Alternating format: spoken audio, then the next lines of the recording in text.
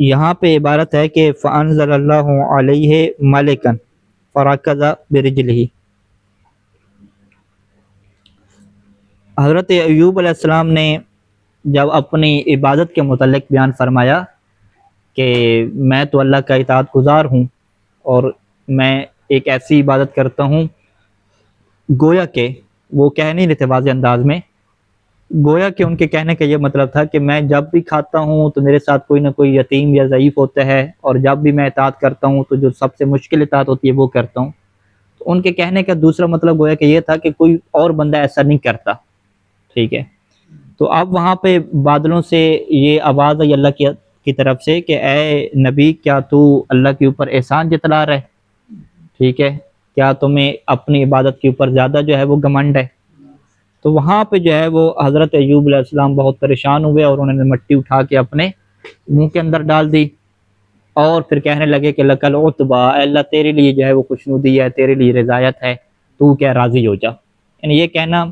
حضرت ایوب کی طرف سے پشیمانی کا اظہار تھا، اور اللہ سے یہ طلب کرنا تھا کہ اے اللہ تو مجھ سے راضی ہو جا۔ اب اس کے بعد جب حضرت ایوب نے یہ جملہ کہا کہ لَکَ الْعُتْبَى، کہ تیرے لیے خوشنودی ہے یا رب، انت فعلت ذلک، بھی تو نے میرے ساتھ یہ کیا ہے۔ یعنی اس روایت میں ہمیں یہ نہیں ملتا کہ حضرت ایوب نے اللہ سے شکوہ کیا ہو یا یہ کہا ہو کہ اللہ بس بہت ہو گیا، میں برداشت نہیں کر سکتا، اب تو یہ ختم کر دے، نہیں، بلکہ کہا کہ اللہ تو راضی رہے، تو ہی یہ میرے ساتھ کر رہے، یہ جملہ تھا، اے اللہ تو راضی رہے، انت فعلت بھی، تو ہی کیا میرے ساتھ یہ کر رہے۔ تو اس جملے کے بعد کیا ہوا؟ فَأَنزَلَ اللَّهُ عَلَيْهِ مَلِكًا، اللہ نے ان کے اوپر ایک فرشتے کو اتارا، فَرَكَضَ بِرِجْلِهِ، فرشتے نے اپنا پاؤں زمین کے اوپر مارا، فَخَرَجَ الْمَاءُ، اور پانی نکلا وہاں سے، فَغَسَّلَهُ بِذَلِكَ الْمَاء، اور اسی پانی کے ذریعے سے حضرت ایوب کو کیا غسل دیا، کہ وہ تو بیمار تھے، نہیں غسلہ کہنا، دھونا، ٹھیک ہے، دھویا، یعنی حضرت ایوب کو جسم کو دھلایا، ہاں دھلایا، ہاں یہ اچھا ہے کہ حضرت ایوب کے جسم کو اس پانی سے دھویا، یعنی فغسلہ، حضرت ایوب کو دھویا اس فرشتے نے اسی پانی کے ساتھ، فعاد احسن ما کان واترا، تو پس آپ واپس پلٹ آئے، احسن کانا، جیسے آپ پہلے سے بہترین تھے، واترا، اترا کیا، تر و تازہ، اور اسی طرح سے کیا، تر و تازہ ہو گئے جیسے پہلے تھے، یعنی کوئی پھوڑا وغیرہ جسم کے اوپر باقی نہیں رہا۔ وَأَنبَتَ اللَّهُ عَلَيْهِ رَوْضَةً خَضْرَاءَ، اور اللہ نے آپ کے اوپر ایک باغ کو کیا ہے اگا دیا، جو باغ کیا ہے سرسبز تھا، کیونکہ وہ جو جگہ تھی وہ کیا تھی، گندگی کا ڈھیر تھی، تو اب وہاں پہ جو ہے وہ اللہ نے کیا کیا، ایک باغ کو کیا ہے بنا دیا، روضۃ خضراء، سرسبز باغ۔ وَرَدَّ عَلَيْهِ أَهْلَهُ وَمَالَهُ وَوَلْدَهُ وَزَرْعَهُ، اور وہ جو شیطان نے ساری چیزیں تباہ کر دی تھی نا، آپ کے گھر والے مار دیے تھے، بچے مار دیے تھے، تو اللہ نے ان کو دوبارہ زندہ کر دیا، یعنی آپ کی طرف پلٹا دیا، آپ کے بیوی بچوں کو، گھر والوں کو، اولاد کو، اور آپ کی زراعت کو، وہ ساری چیزیں واپس آ گئیں۔ وَقَعَدَ مَعَهُ الْمَلِكُ يُحَدِّثُهُ وَيُؤْنِسُهُ، اور فرشتہ آپ کے پاس بیٹھ گیا، جو آپ کے ساتھ گفتگو کرنے لگ گیا، اور وہ یؤنسہ، اور آپ کو کیا مانوس کرنے لگا، یعنی آپ پریشان نہ ہوں، کیونکہ اکیلے اس میں پڑے رہتے تھے، تو وہ فرشتہ کیا بیٹھ گیا، گویا کہ ابھی صورتحال کیا بن گئی کہ دو بندے بیٹھے ہوئے ہیں، آپس میں کیا کہہ رہے ہیں، گپ شپ کر رہے ہیں، ٹھیک ہے۔ فَأَقْبَلَتْ امْرَأَتُهُ، اب یہاں پہ کیا ہوا کہ آپ کی جو بیوی ہے وہ آتی ہے، اور ان کی بیوی کا کیا کام تھا کہ وہ روٹی وغیرہ مانگتی تھیں، اور وہ روٹی لے کر آتی تھی، کھلاتی تھی، ٹھیک ہے، رحمہ جن کا نام تھا۔ تو ان کی بیوی جو ہیں وہ آئیں مَعَهَا الْكِسْرَةُ، تو جن کے پاس کسرا تھا، کسرا کہتے ہیں روٹی کے ٹکڑے کو، ان کے پاس کیا تھا، ایک روٹی کا ٹکڑا تھا۔ فَلَمَّا انْتَهَتْ إِلَى الْمَوْضِعِ، جب اس جگہ پہ آئیں تو إِذَا الْمَوْضِعُ مُتَغَيِّرٌ، تو وہ جگہ تو کیا چینج ہو چکی تھی، تبدیل ہو چکی تھی، اور انہوں نے وہاں پہ کیا دیکھا کہ وَإِذَا رَجُلَانِ جَالِسَانِ، کہ وہاں پہ تو کیا ہے، دو بندے بیٹھے ہوئے ہیں، گپ شپ کر رہے ہیں۔ تو انہوں نے جب یہ دیکھا تو ان کے ذہن میں کیا آیا کہ حضرت ایوب چلے گئے، پتہ نہیں کوئی اٹھا کے لے گیا یا کیا ہوا، وہاں پہ کوئی اور مصیبت ان کے اوپر آ گئی ہے، ٹھیک ہے۔ تو صورتحال کیا بنے کہ فبکت وصاحت، آپ رونے لگ گئیں، وصاحت، اور چیخ کیا ماری، وقالت، اور یہ جملہ ادا کر دیا کہ یا ایوب ما دہاک، اے ایوب تم آپ کے اوپر کون سی مصیبت پڑ گئی ہے، ٹھیک ہے، یعنی یاد کریں اے ایوب کون سی مصیبت اس سے بڑی آپ کے اوپر پڑ گیا، ما دہاک یعنی کون سی مصیبت نے آپ کو پھر اپنے شکنجے میں لے لیا۔ تو یہ جب صورتحال ہوئی تو فنادہ ایوب، اب یہاں پہ جب حضرت ایوب بیٹھے تھے جو ٹھیک ہو گئے تھے اور یہ نہیں پہچان پائیں، تو حضرت ایوب نے کیا ہے اسے آواز دی، پکارا، اور ظاہری بات ہے جب پکارا تو وہ پہچان گئے۔ فاقبلت، تو پھر وہ آگے بڑھیں، فلما رأتہ، جب انہیں غور سے دیکھا، انہوں نے دیکھا تو کیا صورتحال تھی کہ وقد رد اللہ علیہ بدنہ ونعمتہ، اللہ تعالیٰ نے بدنہ، حضرت ایوب کا بدن بھی ان کو واپس کر دیا تھا جیسے وہ پہلے سے تھا، اور جو نعمتیں بھی تھیں یعنی کھیتی وغیرہ اور اولاد وغیرہ وہ بھی ساری کیا واپس کر دی تھی۔ تو جیسے اس کی بیوی نے، حضرت ایوب کی بیوی نے جب یہ صورتحال دیکھی تو سجدت للہ عز وجل شکرن، تو فوراً ہی سجدے کی حالت میں گر گئیں اور اللہ کا کیا ہے شکر کرنے لگی۔ اب جب یہ سجدے کی حالت میں گئیں تو ان کے جو بال ہیں وہ حضرت ایوب نے دیکھے تو ان کی جو زلف تھی وہ کٹی ہوئی تھی، ٹھیک ہے جی، یعنی جو آگے سے بال نکلتے ہیں وہ کٹے ہوئے تھے۔ تو وہاں پہ حضرت ایوب نے پوچھا کہ یہ جو آپ کے بال ہیں یہ کٹے ہوئے کیوں ہیں، ٹھیک ہے، سوال آ گیا فوراً، ٹھیک ہے۔ فرآ ذؤابتها مقطوعۃ، تو حضرت ایوب نے دیکھا کہ آپ کی جو ذؤابہ ہے یعنی آپ کی جو زلف ہے وہ کٹی ہوئی ہے۔ وذالک، اور اس کی وجہ کیا تھی، اب امام علیہ السلام بریکٹ میں یہ اس کی وجہ بیان کرتے ہیں، اس کی وجہ یہ تھی کہ انہا سالت قوما ان یعطوها، انہوں نے لوگوں سے، اپنی قوم سے یہ سوال کیا کہ اسے وہ کچھ دیں،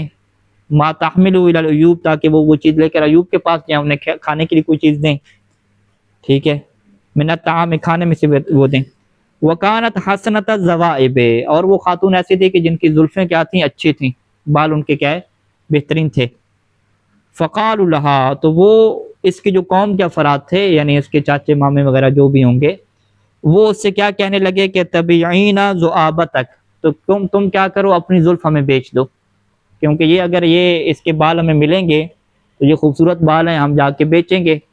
دربار میں بیچیں گے، بادشاہ کوئی کسی کو بیچیں گے تو ان کی جو ملکہ وغیرہ وہ پہنیں گی، یہ خوبصورت بال ہیں، ان کی قیمت بہت زیادہ ہے۔ تو وہ اس لالچ میں تھے کہ اس کے جو قوم والے ہیں، اس کے جو رشتہ دار ہیں، تاکہ ہمیں کیا ہے یہ چیز دے اور ہم اسے کیا بیچیں۔ تو انہوں نے اس سے کیا کہا کہ تبعین ذؤابتک، کہ آپ کیا کریں اپنی زلفوں کو کیا بیچ دیں ہمیں، ٹھیک ہے، اور بیچنے کے بدلے میں ہم کیا دیں گے، کھانا دیں گے، تمہیں وہ روٹی کا ٹکڑا چاہیے نا، ہم روٹی کا ٹکڑا تمہیں دیں گے لیکن اس کے بدلے میں تم کیا ہے اپنی زلف ہمیں کاٹ کے دو،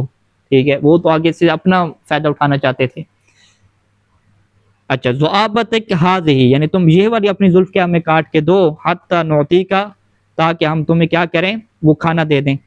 تو اب ان کی بیوی نے کیا کیا، فقطعتها، وہ زلف کاٹ دی، ودفعت الیہم، اور ان کو کیا ہے دے دی۔ واخذت منہم طعاما لایوب علیہ السلام، اور اسی زلف سے وہ دینے کے ساتھ کیا کھانا لے آئیں حضرت ایوب علیہ السلام کے لیے۔ اب یعنی یہ صورتحال بن گئی تھی کہ انہوں نے اپنے جو رشتہ دار تھے، قوم والے تھے، ان کو کیا ہے اپنے بال تک کیا کاٹ کے دینے پڑے، کس کے بدلے میں، تاکہ وہ اسے کھانا دیں۔ فلما رأى مقطوعۃ الشعر، جب حضرت ایوب نے دیکھا کہ آپ نے بال کیوں کاٹے ہیں تو غاضبہ، وہ غضبناک ہو گئے، یعنی یہ درمیان والی جو چیز ہے نا، یہ حضرت ایوب کو نہیں علم، ان کے علم میں نہیں ہے کہ یہ اصل چیز کیا ہے۔ انہوں نے یہ دیکھا کہ اس نے جو ہے اپنے بال کاٹ دیے ہیں، یہ کیا وہ لالچ میں آ گئی ہے کہ اپنے بال کاٹ کے جو ہے نا اب وہ بیچ رہی ہے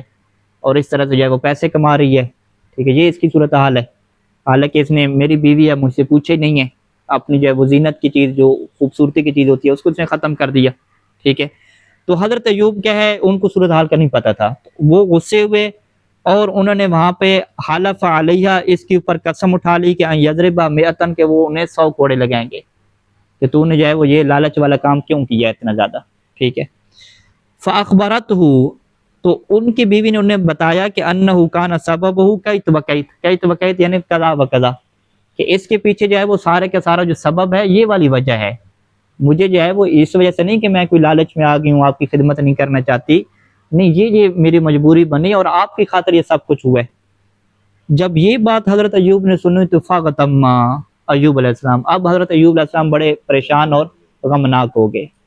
کہ میں نے اپنی خدمت گزار بیوی کے متعلق کیسا سوچا اور اصل میں معاملہ کیا نکلا۔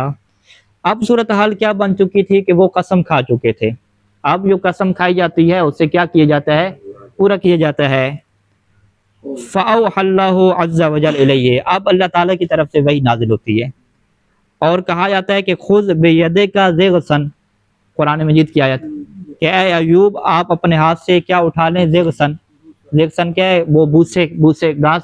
بوسے کی ایک گٹھی اٹھا لیں، ٹھیک ہے، ایک گٹھی اٹھا لیں جو حرم میں ہوتے ہیں، ٹھیک ہے، آسان تو ٹھیک ہے، جو گھاس پھوس ہے اس کی ایک گٹھی اپنے ہاتھ میں اٹھا لیں، فضرب بہی، اور اس کے ذریعے سے کیا ہے آپ مار دیں، ولا تحنث، اور آپ نے قسم اپنا توڑیں، کیونکہ آپ نے کیا تھا نا کہ 100 ماروں گا، تو 100 میں آپ نے یہ تو تفسیر نہیں کی تھی اوپر نا کہ 100 کیا ہے کوڑے ماروں گا، 100 مارنا تھا تو 100 جو ہے وہ گھاس کے تنکے آپ مار لو، ٹھیک ہے، تو یہ بہترین رائے حل کیا ہے، اللہ کی طرف سے آیا کہ حضرت ایوب کی جو ہے وہ قسم بھی باقی رہ جائے، اور وہ جو خاتون کی خدمت ہے اس کے اوپر بھی کیا ہے اس کو سزا نہ ملے۔ تو فاخذ عذقن، تو آپ نے کیا ہے عذق اٹھایا، عذق کہتے ہیں شاخوں والی ٹہنی، یعنی کھجوروں کا گچھا، تو آپ نے جب کھجوروں کا ایسا گچھا اٹھایا کہ مشتمل علی 100 شمراخ، کہ جو 100 گچھوں کے اوپر کیا تھا مشتمل تھا، 100 اس کے اندر کیا تھے، وہ کھجور کے کیا تھے، گچھے تھے، گچھے بھی نہیں کہیں گے، شمراخ کا مطلب لغت میں گچھا لکھا ہوا ہے، تنکے آپ کہتے ہیں، ہاں ٹھیک ہے، خوشے لکھا ہوا ہے، ٹھیک ہے، یعنی بہرحال اس کے اندر 100 جو ہے وہ خوشے تھے، فضربها ضربۃ واحدہ، اور وہ ایک کی ضربت کیا اس کے ذریعے سے ماری، تو ایک کی دفعہ میں کیا 100 کی قسم پوری ہوگی، فخرج من یمینی، تو اس کی وجہ سے وہ اپنی یمین اور قسم جو تھی اس سے وہ کیا ہے نکل گئے۔ اب قرآن کی ہے تو یہ کہتی کوئی بھی آپ تک کوئی بات پہنچتی پہلے تحقیق کرے پھر کچھ کرے، اب ایوب نبی ہے فوراً کام کر دیے، اس پہ کیا کہیں گے آپ؟ ہاں یعنی ظاہری صورتحال ایسے ہے نا، ظاہری صورتحال ایسے ہے، وہ جو پہنچتی ہے نا کوئی بات آپ کے خلاف پہنچے نا، مثلا آپ جو ہے وہ کیس لے کر گئے، حضرت داؤد کا یہ قصہ ہے، ایک بندہ کیس لے کر گیا کہ اس نے ساری میری بھیڑیں لے رہی ہیں اور میرے لیے ایک بھیڑ رکھی ہے، تو حضرت داؤد فوراً کیا ہے یہ جملہ کہہ دی کہ اس نے تو بڑی زیادتی آپ کے ساتھ کی ہے، تو اللہ کی طرف سے آیت نازل ہوگی سرزنش میں کہ آپ کیا کہہ رہے ہیں، دوسری کی بات تو سنیں آپ، ٹھیک ہے، یہ وہ کیسز ہوتے ہیں کہ جب معاملہ دائر ہو کسی دوسرے کے خلاف، جب آپ کی اپنی بیوی کا مسئلہ ہے، آپ کا اپنا مسئلہ ہے، اس میں جو بچہ ہوتا ہے آپ بچے کو نہیں کہہ دیتے یہ تم نے کیا کام کیا، بیوی کو نہیں کہہ دیتے یہ کیا کام کیا، تو یہ کیا ہے انسانی ایک فطرت ہوتی ہے، اور اس سے ہم کیا کہتے ہیں ایک محبت کا اظہار ہوتا ہے، کہ محبت کا اظہار کیا ہوتا ہے کہ بھئی میرے بیٹے تم نے یہ گلاس کیوں گرا دیا، آپ جو ہے نا میں تمہیں پھینٹی لگاؤں گا، ٹھیک ہے، یہ ایک محبت ہوتی ہے، ٹھیک ہے، تو وہ بیوی سے کیا کہہ رہے ہیں کہ تمہاری جو خوبصورت چیز سے تم کیوں تم نے کی، اب دیکھو میں تمہیں سزا دوں گا، ٹھیک ہے، جیسے میرا بچہ جو ہے وہ بال کٹا کے آ جائے، ٹینٹ کٹا کے آ جائے، میں کہ کیا یہ سر لے کر آ گئے، میں تمہیں کیا پھینٹی لگاؤں گا، ٹھیک ہے، یہ چیز کوئی عصمت کے منافی نہیں ہوتی، ٹھیک ہے، آپ کہیں کہ یہ عصمت کے منافی ہوگی ہے، یا اس سے وہ اہل بیت علیہ السلام کا جو تصرف ہے وہ غلط ثابت ہو گیا ہے، نہیں، یہ ایک محبت کے تقاضے ہوتے ہیں، وہ سرزنش کرتے ہیں اپنے افراد کو، پھر ظاہری بات ہے حضرت ایوب علیہ السلام کی جو شریعت ہے یہ اسلام والی شریعت نہیں ہے، یعنی ہماری شریعت میں آپ فقہ کا مسئلہ پوچھیں کہ اگر خاتون بال کٹائے کیا اس کی سزا 100 کوڑے ہوتی ہے، ٹھیک ہے، کیا اس طرح کی منت ٹھیک ہوتی ہے ہمارے یہاں کہ میں 100 کوڑے ماروں گی یا ماروں گا، یا حضرت مریم نے جیسے وہ منت مانی کہ میں 3 دن تک گفتگو نہیں کروں گی، یہ ہمارے یہاں تو یہ ابھی روزہ حرام ہے، آپ جو ہے خاموشی والا روزہ نہیں رکھ سکتے، ٹھیک ہے، تو اسے کیا کہتے ہیں شریعت جب بات بجائی تو انہیں پہلی والی شریعت کو کیا نسخ کر دیا، تو ہم چونکہ اپنی شریعت کے اعتبار سے ان کے اوپر حکم لگا رہے ہوتے ہیں تو یہ درست نہیں ہے، یہ ان کے حالات ہیں، ان کے وقت کے تقاضے ہیں، ان کی کیا شریعت ہے۔ اچھا تو اب کیا ہوا کہ فرد اللہ علیہ اہل، ہاں تو اللہ نے کیا ان کے اوپر وہ اہل بھی واپس کر دیا، الذین ماتوا قبل البلاء، جو آزمائش سے پہلے بھی کیا فوت ہو گئے تھے، یعنی ابھی تو آزمائش نہیں آئی تھی، اس سے پہلے جو ان کے گھر والے بھی بچے فوت ہو چکے تھے وہ بھی ان کو واپس کر دیا، ان کو بھی زندہ کر کے واپس پلٹا دیا، ورد علی اہلہ الذین ماتوا بعد ما اصابهم البلاء، اور جو آزمائش کے بعد جو فوت ہوئے تھے وہ بھی کیا کر دیے واپس کر دیے، کلہم احیاہم اللہ، احیاہم اللہ لہو، یہ جتنے تھے سب کو اللہ نے کیا کر دیا زندہ کر دیا، فعاشوا معہ، اور وہ سارے کے سارے حضرت ایوب کے ساتھ رہنے لگ گئے۔ جب یہ ساری جو ہے چیزیں واپس آ گئی اور وہ بیماری بھی ختم ہو گئی تو وہی علم ان کے پاس تھا یا کون سا علم؟ جب انہیں جو ہے ان کے اولاد مر گئے، سارے کھیتی وغیرہ جو ہے وہ سارے ختم ہو گئے، مال وال، ان کی جو بیماری آ گئی انہیں، ہاں نہیں صورتحال تو پتہ ہوگی، ذرا بیوی جا رہی ہے بیوی کھانا لے کے روز جاتی ہے کھلاتی ہے تو کچھ حالات بیان تو ہوتے ہوں گے نا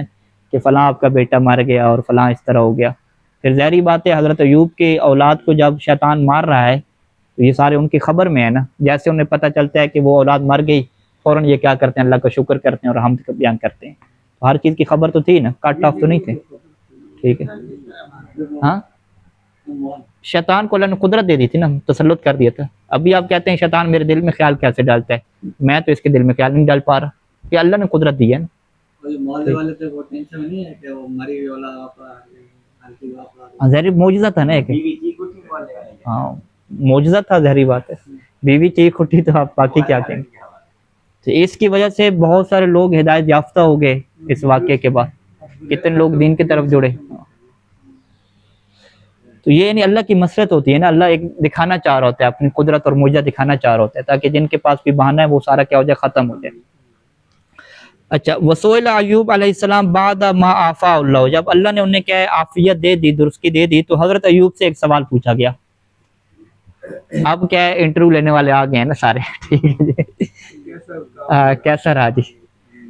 ایو شیئن کان اشد علیک مما مر علیک, یہ سوال پوچھا گیا. ایو شیئن کان اشد علیک, کون سی بات تھی جو آپ کے لیے زیادہ مشکل تھی. مولا سجاد سے پوچھتے تھے نا کون سی مصیبت آپ کو زیادہ مشکل لگی. ٹھیک ہے, اب حضرت ایوب سے پوچھا کہ کون سی مصیبت ایسی تھی جو آپ کے لیے بہت زیادہ شدید تھی. مما مر علیک, وہ مصیبتیں کہ جو آپ کے اوپر گزری ہیں, یعنی کوئی ایک مصیبت بتائیں جو سب سے زیادہ مشکل ہو. تو حضرت ایوب نے اپنی بیماری کا اور کسی چیز کا ذکر نہیں کیا, کہا کہ شماتت الاعداء, دشمن کا خوش ہونا. ٹھیک ہے, یہ جو دشمن کا خوش ہونا تھا نا, یہ میرے لیے بہت بڑی مصیبت تھی. یعنی جو حضرت ایوب کے مخالفین تھے اس سے یہ کہتے تھے کہ تم جو ہے وہ اللہ کے بندے نہیں ہو, تم اللہ کی طرف سے نہیں ہو,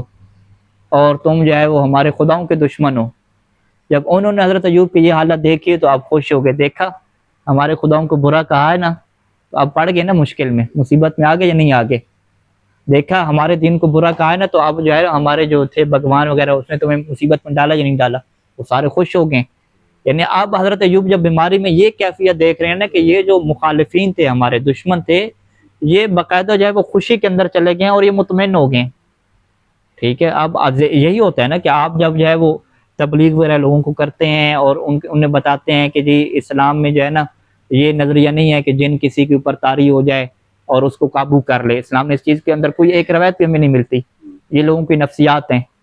ان کو آپ سمجھا رہے ہوں کہ یہ ایسی کوئی چیز نہیں ہوتی, یہ لوگوں نے کاروبار بنایا ہوا ہے, نفسیاتی مسائل ہوتے ہیں, بیماری کے مسائل ہوتے ہیں. یہ کوئی چیز نہیں ہے کہ جن کسی کے اوپر حلول کرے. ٹھیک ہے, جن کو اللہ نے یہ طاقت ہی نہیں دی کہ اشرف المخلوقات کے جسم کے اندر گھس جائے اور اسے کیا بیمار کر دے, یہ طاقت نہیں دی. شیطان کو اس ٹائم پہ, شیطان کے پاس بھی طاقت نہیں تھی. حتیٰ کہ شیطان جو بڑا جن ہے اس کے پاس بھی کتنی طاقت ہے, فقط اتنی طاقت ہے کہ وہ یوسوس فی صدور الناس, وہ لوگوں کے دلوں میں فقط اپنا میسج بھیج سکتا ہے. بس اسے یہ واٹس ایپ کی ضرورت دی ہے کہ آپ کیا اپنا میسج بھیج سکتے ہیں. شیطان کے پاس بھی یہ طاقت نہیں ہے کہ وہ حلول کر جائے اندر اور متسلط ہو جائے اور اس بندے کو کیا قتل کر دے. شیطان کے اندر یہ پاور نہیں ہے. حضرت ایوب کو نقصان پہنچانے کی خاطر باقاعدہ شیطان نے اللہ سے یہ ڈیمانڈ کی کہ مجھے جو ہے وہ تو قدرت اور طاقت دے تاکہ میں حضرت ایوب کے جسم کے اوپر مسلط ہو جاؤں. حتیٰ کہ جسم کیا چھوڑیں, وہ باقاعدہ بکریوں کے لیے بھی اس نے کیا طاقت مانگی کہ حضرت ایوب کی جو بکریاں ہیں مجھے ان کے اوپر مسلط ہونا ہے, اس کی زراعت کو تباہ کرنا ہے, اس کے اوپر بھی کیا طاقت مانگی. تو ہم اس سے کیا لے سکتے ہیں اس روایت سے کہ شیطان جو بڑا جن ہے اس کے پاس یہ طاقت نہیں تھی کہ اس کی زراعت کو کیا ختم کر سکے, یہ طاقت بھی نہیں تھی کہ ان کے جانوروں کو ختم کر سکے, یہ طاقت بھی نہیں تھی کہ حضرت ایوب کے جسم کے اندر گھس کے انہیں کیا نقصان پہنچا سکے. ٹھیک ہے, تو جب شیطان بکری کے اوپر جو اشرف المخلوقات نہیں ہے اس کو کیا ہے طاقت, اس کے اوپر مسلط نہیں ہو سکتا کہ اس کے اندر گھس جائے اور اسے مار دے. اسے اس کے لیے کہ اللہ سے باقاعدہ طاقت لینا پڑتی ہے. تو انسان اشرف المخلوقات کے اوپر وہ کیسے گھس سکتا ہے.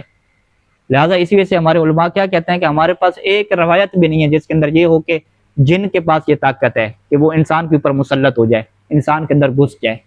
یہ جتنے کیسز آ رہے ہیں یہ سارے کے سارے فراڈ کیسز ہیں. یہ جو گڑیا شڑیا بنا منتر شنتر, ہاں یہ سارا فراڈ ہے. ٹھیک ہے, یہ سارا کیا فراڈ ہے. اچھا, اب میں اصل چیز کیا بتانا چاہتا ہوں کہ کس سے بہت زیادہ ہے. ٹھیک ہے, ہمارے پاس بھی کس سے بہت زیادہ ہیں. اصل جو بات طرف لے کر میں آپ کو جانا چاہ رہا ہوں کہ آپ نے جو ہے وہ یہ تبلیغ کی, آپ نے کہا کوئی جن نہیں ہوتے انسان کے اوپر مسلط ہو جائیں, کوئی ایسا نہیں ہوتا. اور وہاں پہ اتفاق ایسا ہو کہ آپ شدید قسم کے بیمار ہو جائیں، ٹھیک ہے، آپ کو کیا ہے، کوئی بیماری لگ جائے۔ اب جو تبلیغ حضرت ایوب نے ان کو کی تھی اور حضرت ایوب کو یہ بیماری آ گئی تو لوگ سارے خوش ہو گئے دشمن۔ اب اس ٹائم پہ آپ کے لیے بڑی جو دردناک چیز ہوگی، آپ کی بیماری نہیں ہوگی، تو بڑی تکلیف دہ بات ہوگی کہ یہ لوگ خوش ہو رہے ہیں اور کہہ رہے ہیں کہ دیکھیں جن تمہیں چمٹ گئے ہیں نا، تم نہیں مانتے تھے نا، اب کیسے چمٹے ہیں جن تمہیں، ٹھیک ہے، وہ سارے لوگ کیا ہوں گے، خوش ہو جائیں گے۔ تو حضرت ایوب کے ساتھ یہ مسئلہ پیش آیا کہ وہ جو ہے وہ لوگوں کو اللہ کے دین کی طرف دعوت دے رہے تھے اور ان کے دین کی خلاف ورزی کر رہے تھے جو ان کے دشمن تھے، اور خود جب اس مصیبت میں مبتلا ہو گئے تو وہ سارے دشمن کیا ہو گئے، خوش ہو گئے۔ لیکن اس موقع کے اوپر بھی اللہ کا صبر کرنا اور شکر کرنا، یہ پھر اولیاء اللہ کا کام ہے، انبیاء کا کیا کام ہے۔ اب باقی آپ کس سے سناتے رہیں گے جی وہ ہمارا وہ تھا، اس کے اوپر جن آ گیا، واقعاً یہ چیز تھی، نہیں پکڑ سکتے تھے، یہ سارے قصے سارے کے سارے کیا جھوٹ ہے۔ ہاں میرے استاد کہتے ہیں کہ اگر جنات والی اور جادو والی بات صحیح ہوتی نا تو جو یورپ والے ممالک ہیں نا وہ اپنی تعلیم اور سائنس کو چھوڑ کے جنات پہ آتے ہیں اور ان سے لوگوں کو مارتے ہیں۔ ہاں احسنت۔ پیسے دیتا ہوں ٹرمپ پہ یا اب ظلم کر رہے ہیں۔ اچھا یہ بات میں نے کی تھی، میں نے کہا تھا دیکھیں آپ کے مخالفین جو ہے نا، اس ٹائم پہ عمران خان کی حکومت تھی، کہ آپ کے مخالفین جو ہیں وہ شہباز شریف ہیں، یہ ہیں،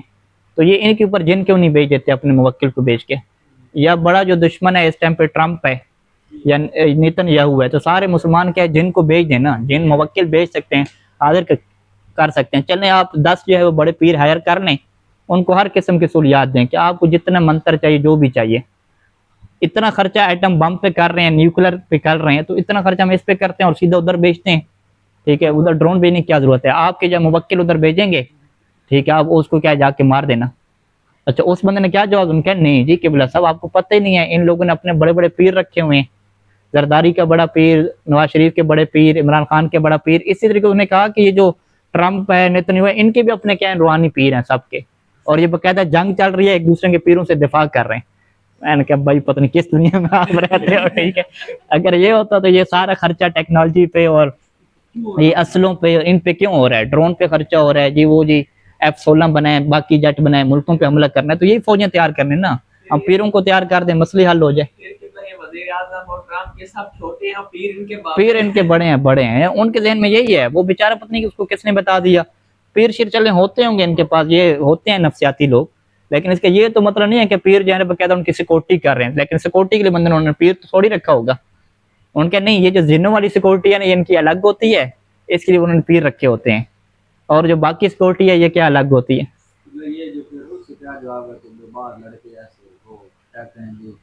دن پڑ گئے وہ ایسے ہو جاتے ہیں ویسے ہمارے، وہ سارے نفسیاتی پرابلم ہے، انسان کے ذہنی پرابلم۔ میرے استاد کہتے ہیں یہ مرغی والا دورہ پڑتا ہے اور بندہ گر جاتا ہے، آج کچھ سال 100 سال پہلے یہ جنات سمجھے، بندہ جنات سمجھے، اب معلوم ہوا یہ بلڈ پریشر ہونا، یہ فلاں فلاں کی بیماریاں۔ ہمارے پاس جو روایات ہیں کہ اس برتن سے پانی نہ پیو جس کا یہ ٹوٹا ہوا کنارہ ہے، روایت کے الفاظ کیا ہیں، اس کے اوپر جن ہوتے ہیں، تو علماء نے اس کی کیا تفسیر کیا کہ جن یہاں پہ لغوی معنی میں، جن کیا مطلب پوشیدہ چیز، تو اس ٹائم پہ لوگوں کو بیکٹیریا کا، جراثیم کا نہیں پتا تھا، تو اس ٹائم پہ لفظ جن استعمال ہوا کہ اس کے اوپر کیا جن آ گئے ہیں، یعنی اس گلاس کے اوپر، ٹوٹے ہوئے برتن کے اوپر جن ہیں، جن ہیں یعنی جراثیم اور بیکٹیریا، ٹھیک ہے، اسی لیے کیا کہا جاتا ہے بھی اگر آپ گندے ہاتھوں سے کھانا کھاؤ گے تو کیا ہے، جن آ جائیں گے تمہارے ساتھ، جن آ جائیں گے یعنی وہ بیکٹیریا آ جائیں گے، جراثیم آ جائیں گے، تمہیں اس کا نقصان پہنچے گا۔ تو اس بندے کو جن آ گئے ہیں، یعنی کوئی جراثیم ہے، کوئی کیا کیڑا ہے جس کی وجہ سے یہ مشکل بن رہی ہے، لیکن وہ ہمیں کیا نظر نہیں آ رہا۔ جن جو گیا تو وہ کھاتے کیا ہے؟ بہرحال یہ الگ بحث۔ صاحب ایک بندہ ہے جو مسلسل یہ متواتر بیمار رہتا ہے، اس سے بہت سارے ڈاکٹر سے، ہاں یہ بالکل بالکل تو یہ پھر اس کی آزمائش ہی ہوگی، آزمائش ہو جاتی ہے، بالکل، کیونکہ یعنی حضرت ایوب کی آزمائش ہے، اسی طریقے سے ایک اور حکیم ہے، شاید حکیم لقمان ہے میرے خیال میں، کہ ان کی آزمائش بھی بیماری والی آئی تھی، اور وہ اپنی بیماری میرے خیال میں اسہال کی تھی، جب میں غلطی اس میں نہ کروں اگر، تو وہ لوگ کیا کہتے تھے کہ آپ اپنا علاج کیوں نہیں کر پا رہے، تو انہوں نے ایک قطرہ جو ہے وہ اس کے اندر ڈالا تھا نا، مٹکے کے اندر، اور پانی کے بھرا ہوا تھا، کہا کہ آپ مٹکا توڑو، مٹکا توڑا تو پانی ادھر ہی کھڑا رہا تھا، جم گیا تھا، کہا کہ میں اتنی دوائی لے رہا ہوں، یہ جو ایک قطرہ ہے یہ میں روزانہ پتہ نہیں کتنی لیتا ہوں، اس کے باوجود میرے پیٹ کے اندر کوئی چیز نہیں رک رہی، اس کے مطلب کیا ہے کہ اللہ کی طرف سے آزمائش ہے، کیونکہ ہمارا کیا عقیدہ ہے کہ یہ جو اسباب کے اندر تاثیر ہے یہ اللہ کی طرف سے ہے، اور اللہ کسی بھی ٹائم اس کو روک سکتا ہے۔ آگ کے اندر تاثیر اللہ نے کیا رکھی ہے، جلانا رکھی ہے، لیکن حضرت ابراہیم کے لیے اس تاثیر کو اللہ نے ختم کر دیا اس ٹائم پہ. تو اسباب کی تاثیر کو روکنے کے اوپر جو ہے وہ ہمارا یہ عقیدہ ہے کہ وہ ادھر سے رک رہا ہوتا ہے اور اس کے پیچھے کیا کوئی آزمائش ہوتی ہے.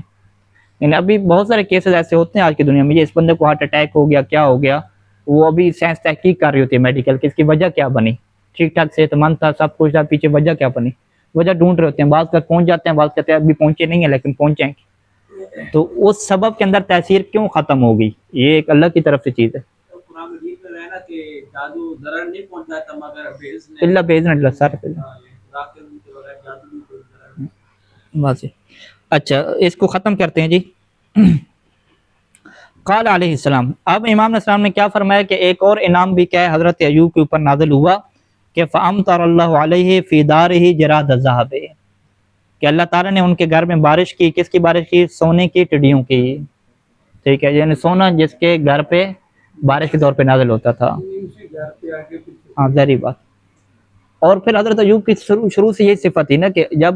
یتیموں اور غریبوں کا بہت خیال رکھنے والے تھے. ٹھیک ہے، تو اب تو جو ہے معلومات ہو گئے اور بہت سارے لوگ بھی مسلمان ہو گئے، غریب کے ساتھ جڑ گئے ہوں گے، تو اب ان کے اخراجات، باقی ملک کی ترقی، بہت زیادہ ضرورت ہوگی مال کی. تو آپ کیا کرتے تھے؟ وکان یجمعہ، یہ جتنی ٹڈیاں تھیں آپ ان کو جمع کرتے تھے، سین میں گرین کی طرح جمع کرتے تھے. اچھا، فکان اذا ذهبت الريح منه بشيء، اب صورتحال کیا بنتی کبھی کہ ہوا اگر چلتی اور ہوا چل کے کوئی ٹڈی کو اڑا کے اپنے ساتھ لے جاتی. ٹڈی کے پر ہوتے ہیں نا، تو چھوٹا سا درمیان میں سونا لگا ہوا ہے، پر ہیں، تو جیسے ہوا چلے گی پر اڑے گی تو سونا اڑ کے آگے چلا جائے گا نا. تو جیسے جو ہے وہ ہوا چلتی اور کچھ جو ہے وہ ٹڈی کو اڑا کے آگے لے جاتی، تو ادا خلفہ، ادا یاد کیا حضرت ہے؟ دوڑنا. تو حضرت ایوب اس کے پیچھے دوڑتے اور اس کو پکڑ کے کیا ہے واپس لے آتے. ٹھیک ہے. فقال له جبرائیل، حضرت جبرائیل نے کہا کہ اما تشفع یا ایوب، یہ ایک ٹڈی اڑ گئی تھی، آپ اس کے پیچھے دوڑے اور اسے پکڑ کے لے آئے اپنے گھر، تو اما تشفع، کہ آپ کا پیٹ نہیں بھرا اس چیز سے؟ ٹھیک ہے، چھوڑ لے، رہنے دیں، جانے دے بھی. ٹھیک ہے. قالا، تو آپ نے ایک جواب دیا کہ وَمَن يَشْبَعُ مِن رِزْقِ رَبِّهِ عَزَّ وَجَلَّ، کہ کون ہے جو اللہ کے رزق سے جس کا پیٹ بھر جائے. تو اللہ کا رزق ہے، نیاز ہے جی. ٹھیک ہے، موالی والا جواب دیا کہ یہ مولا کی کیا نیاز ہے، لنگر ہے. اللہ کا جو رزق اور لنگر ہے اس سے کون ہے کہ جس کا جو ہے پیٹ بھر جائے. پرانی باتیں بھی تک لڑ کے لینا ہے، دوڑ کے. یہ جو ہمارے یہاں کہتے تھے کہ نیاز جو ہے وہ لڑ کے لی جاتی ہے، تو اس کے لیے آپ یہ روایت سنا سکتے ہیں کہ اللہ کا جو رزق ہوتا ہے وہ دوڑ کے کہہ لیا جاتا ہے. تو حضرت ایوب نے بھی کیا یہ طریقہ اپنایا کہ اللہ کا رزق ہے، بھائی اللہ کا رزق ہے تو اس کو دوڑ کے کیا کرنا ہے، اکٹھا کرنا ہے.